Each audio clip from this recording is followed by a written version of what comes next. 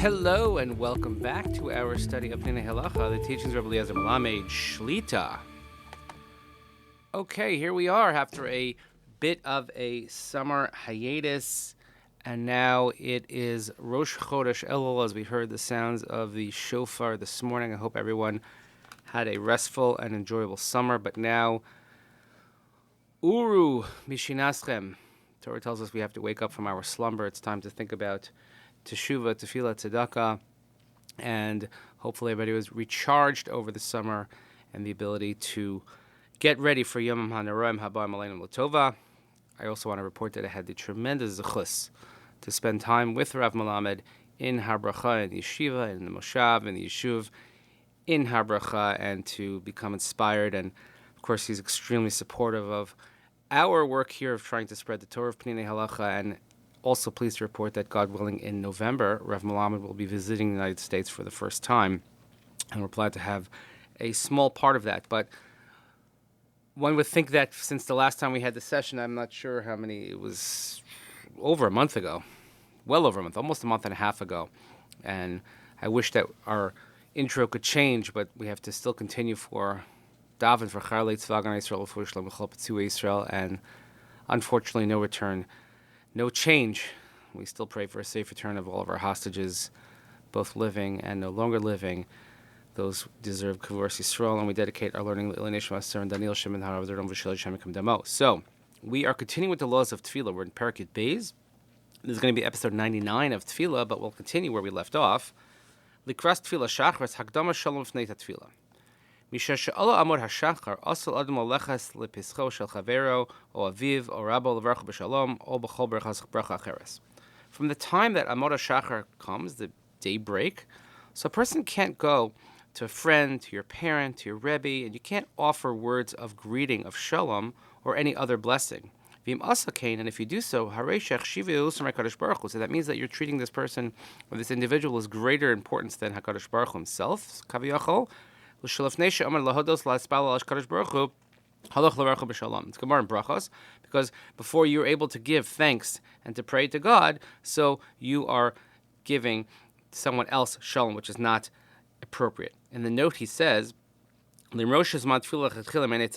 though we know that davening is really from sunrise, not from daybreak, since one could technically daven, as we have discussed previously, already from Amud HaShachar, so therefore the prohibition begins. So, let's continue. It doesn't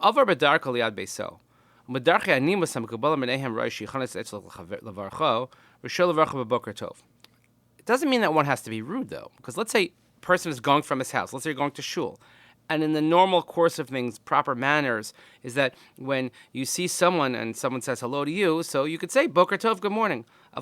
Shalom, but you shouldn't say the word shalom, actually the word shalom, because actually a lesser known fact is that one of the names of God is actually shalom. And one shouldn't use Hashem's name in greeting someone else before one davens. And let's say you greet somebody on the road, and you didn't have any intention specifically to give honor to a person, but of course, a person can, according to most poskim, you could say the word shalom. However, if they say it's better, you should say good morning, boker tov, as opposed to say shalom or shalom aleichem. And this is a reminder to yourself that you still have not yet davened. And one shouldn't be held back with mundane things before davening. And this is the way we should accustom ourselves. Let's say someone has already finished davening and you have not yet davened and says to you shalom. You could still say shalom back. Somebody says shalom aleichem, you say aleichem shalom. You could say that even though you have not yet davened because you know that the person is greeting you.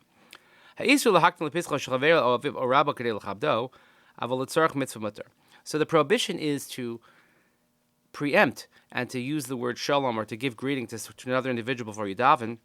But this is for mundane matters, but for a mitzvah one is allowed. If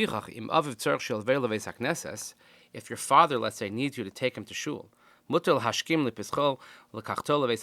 certainly you can begin with the greeting, and you could go and take your father to shul. However, one should still try to say the words boker tov, good morning, instead of the actual word shalom. And let's say your parents have to catch a flight. And here's using the example of leaving Israel. And you, obviously, because of kibbud av v'em, you have to help your parents, you have to assist them, and you have to take them to the airport. And if you wait till after davening, then you'll miss their flight. You should first say birchas hashachar, then you should take them to the airport, then you should daven. And he writes in parentheses, Aviv yispal b'matos, his father can daven on the plate. And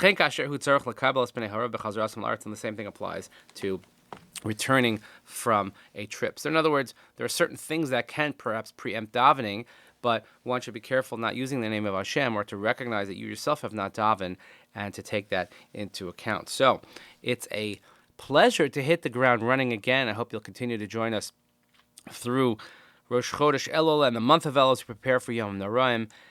Please continue davening for Chayalei Tzvah Gnei Yisrael for Shalom Echol B'Tzvah Yisrael and the safe return of our hostages. Thank you so much for joining us. We'll see you next time. Please tell your friends. Have a great day.